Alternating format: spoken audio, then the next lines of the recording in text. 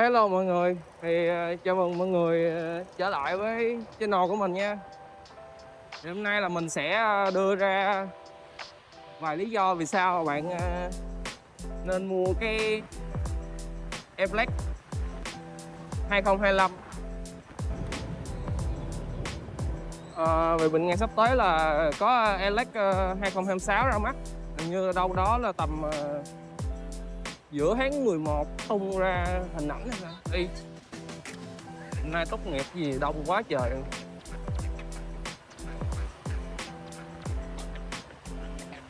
Ồ, đang tốt nghiệp rồi.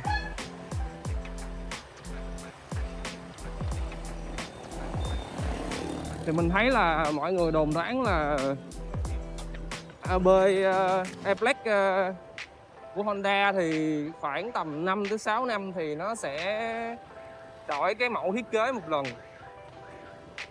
Thì mình cũng lục lại cái lịch sử thì mình thấy là 2016, 15, 16 đó là nó là 16 thì phải, thì nó là cái đèn bắt đầu cái hình đèn vuông, hình robot.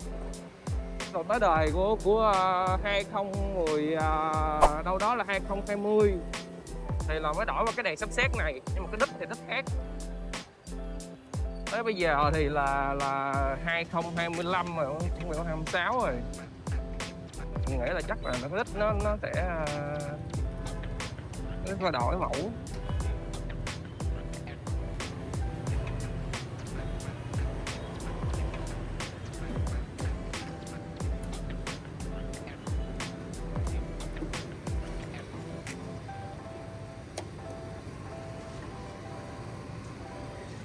Đây là một trong những lý do. Top 5 lý do thì đây là top 5. Là các bạn đổ xăng thì các bạn không còn xuống xe, các bạn chỉ cần ngồi trên xe thôi. Nghĩ khá là tiện, tại vì ví dụ như hôm nào trời mưa hay là đến 60.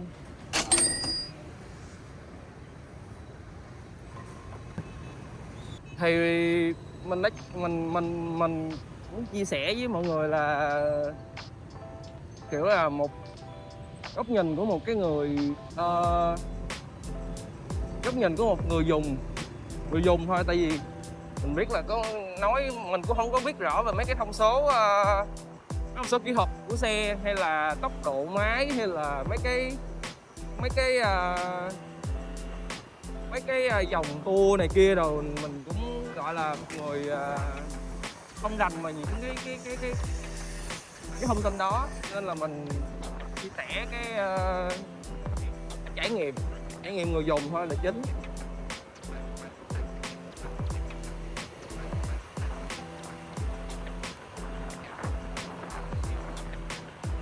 Thì ngoài cái việc đổ xăng ra thì ngoài cái việc đổ xăng ra thì mình thấy là về cái ghi đông. Cái ghi đông thì có nhiều người mua xe để không để ý lắm. Họ sẽ chỉ cảm giác là sao chạy cái xe này nó lạ quá, nó khác cái xe mình hay chạy, hoặc là cái xe này nó lạ, nó khác xe kia. Thì cái ghi đông, ví dụ mình so sánh đây sẵn có chiếc Vario này, so sánh là mình so sánh là ví dụ như là cái ghi đông của xe mình thì nó sẽ nằm, nó hơi ngang như vậy, nó ngang như vậy. Thì cái ghi đông của chiếc Vario thì nó sẽ hơi kiểu chuối xuống, thì giống như kiểu là tạo giác nó giống như xe nghĩ giống xe mô tô hơn. Đâm ra là mọi người chạy chiếc chiếc Airblade này xong thì các bạn sẽ chạy qua chiếc Vario, thì mọi người sẽ thấy nó hơi kiểu cái ghi đông nó hơi có hai cái tay vô, nó hơi kiểu khác lạ.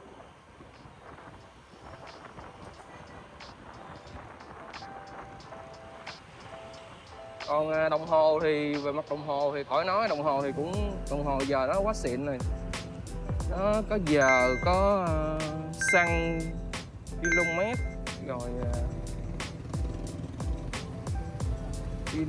rồi tốc độ,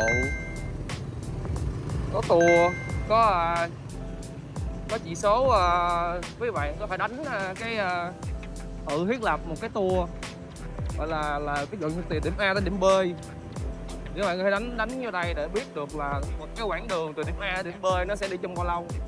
Thì cái set này mình chỉ biết thông tin thôi, nhưng mà mình cũng chưa bao giờ set, tại vì mình cũng không có nhu cầu để set cái việc đó. Về mặt xăng á, thì hồi nãy mình mới đổ xăng thì là 60.000, là mình thấy là 3 lít 05.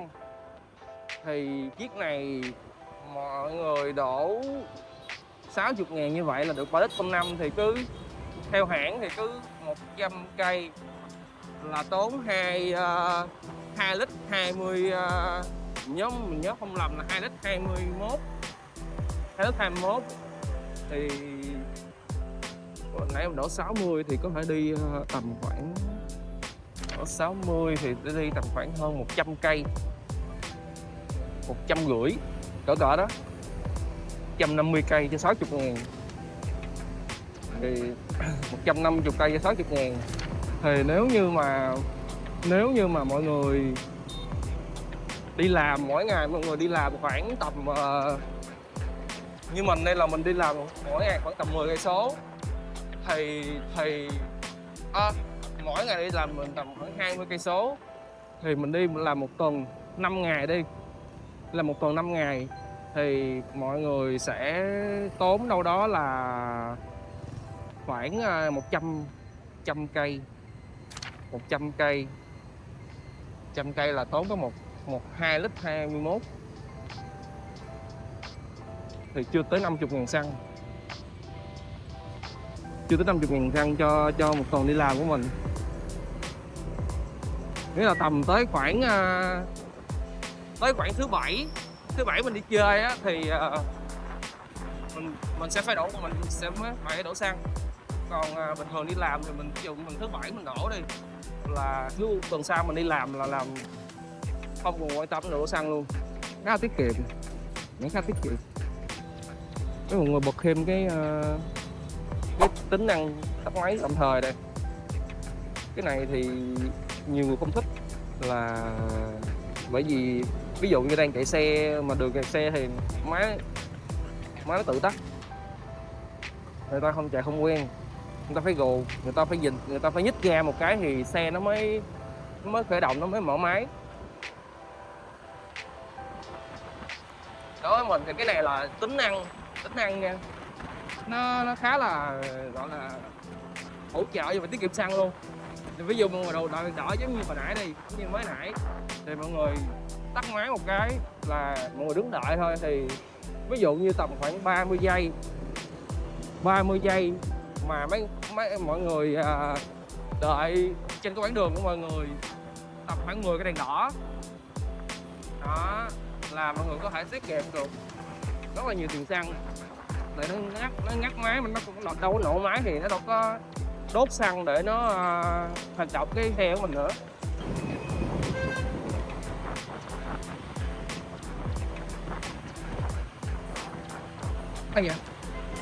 Rồi còn top 3 thì mình nghĩ là top 3 là về cái ngoại hình. Top 3 là về ngoại hình thì theo mình thấy trong cái phân khúc mà gọi là xe tầm trung nha, E-Black là thuộc diện tầm trung. Theo mình thấy giá đây, so là giá đi thì Vision là thấy mọi người thường mấy bạn sinh viên á, mấy bạn mua, phụ huynh thường mua cho mấy bạn chiếc Vision chạy nhiều nhất, nam nữ gì cũng mua Vision đó, tại vì nó rẻ hơn chiếc này một xíu và nó phù hợp túi tiền với phù hợp với dáng chạy này kia. Nói chung là nó thuộc dạng là đúng nghĩa là mì ăn liền á. Nice. Nó mì ăn liền luôn, khá là thơm ngon luôn. Nhưng mà chiếc đó thì như nãy mình phân tích đó là về cái dáng người thì tùy. Ví dụ như mấy bạn cao chồng ngồng hay là tầm 1m7 mà mấy bạn ngồi chiếc Vision thì nó cũng bình thường thôi, nhưng mà nó sẽ không thoải mái. Nó không thoải mái bằng. Đấy, còn phân khúc tầm trung thì mình có 2 chiếc. Theo theo ý kiến cá nhân mình thì có 2 chiếc là Airflex và Vario, là hai dòng nó cạnh tranh với nhau, là giống như hai phe mà lúc hôm trước là Hợp Cẩm với lại Nhân Ngọt vậy đó, có Xuân Thu á, thì Airflex với Vario nó cũng vậy.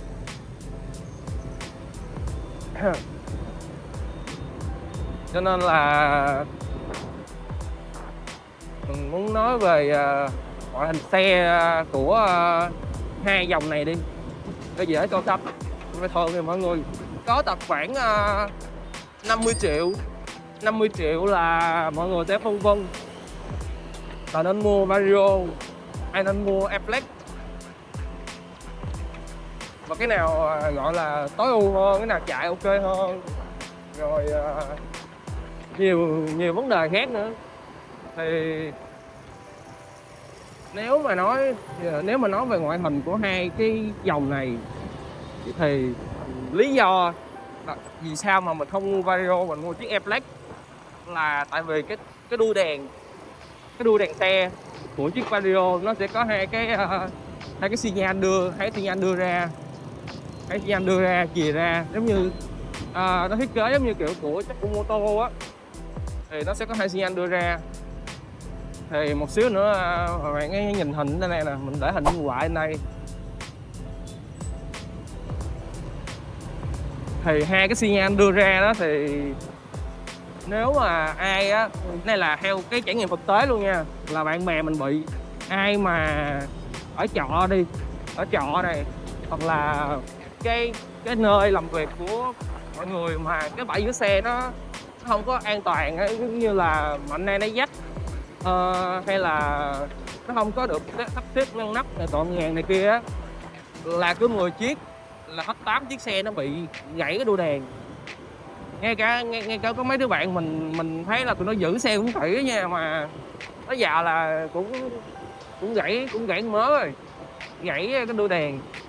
Thì dây điện từ cái đuôi đèn nó vô cái xe á, các bạn bật xi nhan thì nó vẫn có điện, vẫn có nháy, nhưng mà ra là cái nhựa mà bám cái đuôi đèn vô á là nó đã gãy, đâm ra là nó lủng lẳng vậy nè.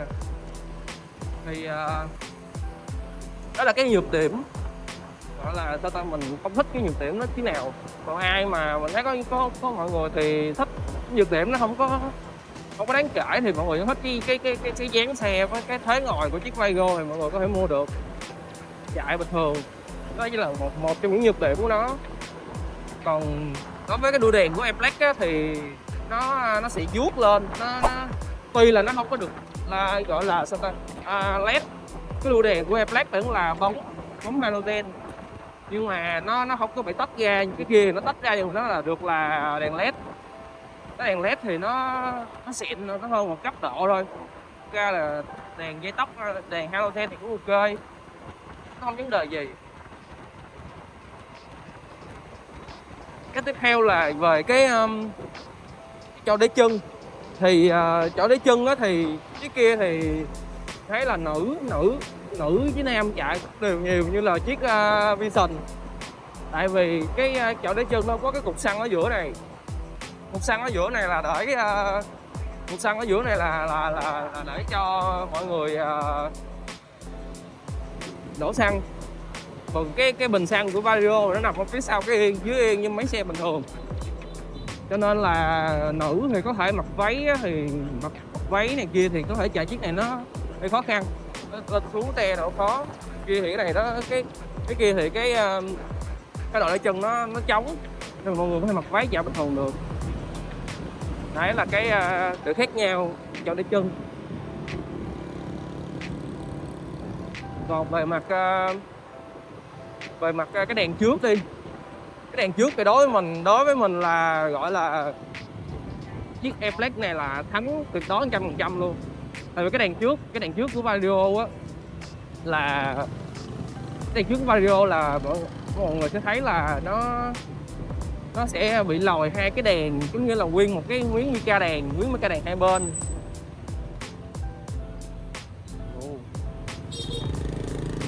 cái miếng mica đèn hai bên này nè, nó sẽ lòi ra bên ngoài dàn áo luôn, chứ nó không có phải là dấu nữa. Đâm ra là nó sẽ, đâm ra là khi mà cũng là vấn đề gửi gửi xe bãi thôi, thì mọi người mà không dán, gọi là, chống chày cho hai cái bên đèn đó, thì mọi người chắc chắn là sẽ bị chày, nó xước cái mica đèn đó. Mà bình thường á là mọi người đi dán, đèn canh xe á, thì nó không có bao gồm dán hai cái phần đèn đó, chỉ dán hết cái dàn áo xe thôi. Và nó phải nó cho được cái miếng dán đồng hồ, chứ nó không bao gồm dán cái đèn đó, thì mọi người phải tốn thêm một cái khoản phí để dán cái đèn đó cho bảo quản cái đèn của mình.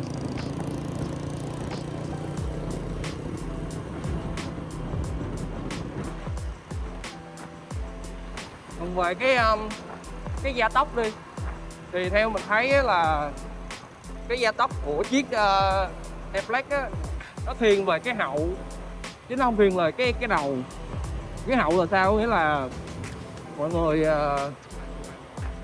người gồ ga, đúng không? Thì lúc đầu á là nó đi rất là nhẹ, nghĩa là cái gia tốc lúc đầu nó rất là kiểu nó không mạnh bằng Vario.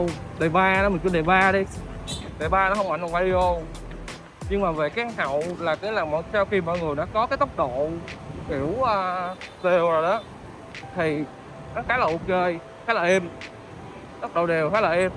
Vario thì ngược lại là cái đề ba mạnh, nhưng mà cái hậu thì mình thấy là nó không bằng cái Airflex. Này là theo trải nghiệm cá nhân mình thôi.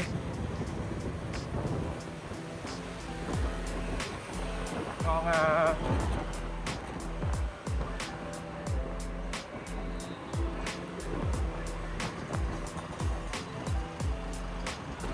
thấy không, cái đề ba khá là yếu, mà khi mà mọi người có một cái tốc độ duy trì ổn định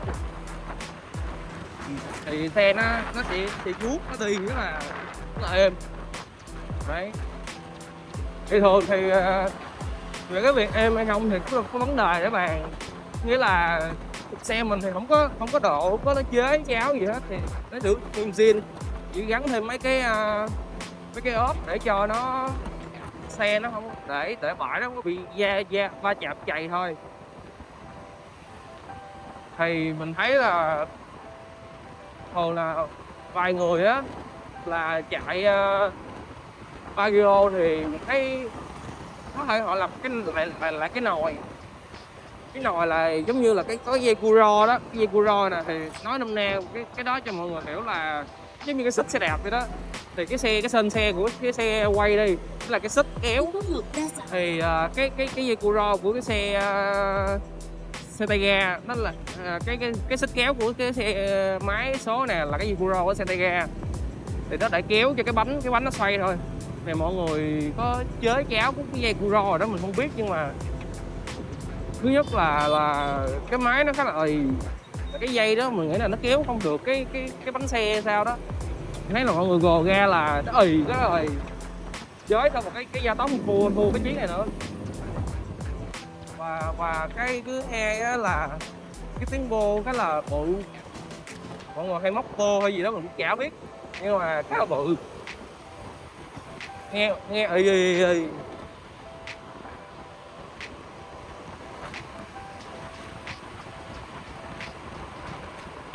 Đó thì mình nghĩ là đối với mình là những cái yếu tố mà nãy giờ thảo luận thì là mình đó là rất nhiều cái nhược điểm của Vario mà mình không mua. Đối với cái phân khúc tầm trung tầm khoảng 50 triệu.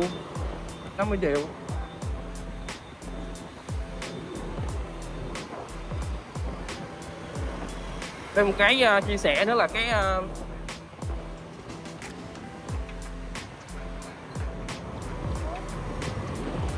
thêm một cái chia sẻ nữa là cái chiếc của mình là có 125 phân khối thôi. Thì dòng Airflex á, mình nghe nói là cái dòng mẫu mới á, là của 160 phân khối thì có mẫu mới 125 thì như mẫu cũ hay sao đó, thì cái mình nghe mọi người đồn thôi, mình cũng không biết thật hư. Nhưng mà nếu mà ai có ý định mua 160 phân khối á, thì để đi xa thì ok, nhưng mà nếu mà đi đi trong phố như vậy nè, cái gì á, trái hả? Rồi, trái tan nát luôn. Ai mà có ý định đi 160 trong phố á, thì nghĩ là mọi người nên cân nhắc lại, tại vì nó khá là dư. Nó dư cho cái việc là mọi người mua 160, mọi người trong phố trong hẻm này mọi người đi đi vòng vòng thôi, nó khá là dư, và nó cũng không đáng để mọi người phải nâng cấp thêm. Mình nhớ không lầm là mọi người phải bỏ thêm cả 10 triệu thì mọi người mới lên được khoảng 160. Nếu mà mấy bạn mua xe ở thành phố thì phải, còn ở dưới tỉnh, ở dưới quê thì mình không rõ là tờ là nhiêu. Còn ở đây là chắc cũng hơn rất khá là nhiều. Ví dụ như lúc mình mua là 51, thì nếu mà muốn lên 160 á, ở đây á, mình phải trả tầm khoảng 60 mấy rồi. Nó hơn 10 triệu luôn cho nâng cấp lên. Mấy chục phân khối đó nghe không đáng, tại vì không có dùng nhiều mà nó hao xăng nữa. Mọi người chạy cái phân khối càng lớn á, thì cái việc mà đốt nhiên liệu của xe mọi người càng lớn, thì cái việc hao xăng nó càng cao. Cho nên là mọi người có dự tính là đã mua một chiếc xe để tiết kiệm xăng đi làm và phục vụ cái nhu cầu hàng ngày á, thì nên mua 125 theo mình là quá ổn rồi. Chẳng hạn như có mấy chiếc SH 300 phân khối đi, thì mọi người có thấy là ta khá là ít đi thôi chứ không không đi, ít đi tại vì nó hơi nặng nè, nó hơi ồn cái tiếng máy mình không chắc nha, nhưng mà nó hơi nặng, nó hao xăng, cực kỳ hao xăng. Tại 300 phân khối nó đốt dữ lắm. Các bạn chạy gầy nè, nhưng mà thật ra là bên trong nó đã đốt nhiều rồi.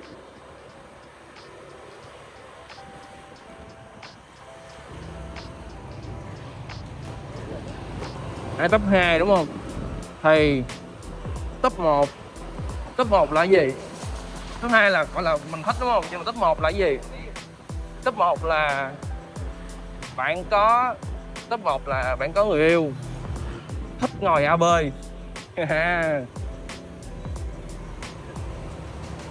Người yêu bạn thích ngồi AB, cái đó là cái top 1. Tại vì sao? Tại vì gọi là mình cũng thích, mà người ấy thì thích hơn nữa. Có phải là gọi là mua cái xe này quá đáng không? Quá đáng mua luôn. Top 1 là cái quan trọng quyết định, 4 cái còn lại có ok hết, nhưng mà top 1 không ok, cũng hơi cân nhắc.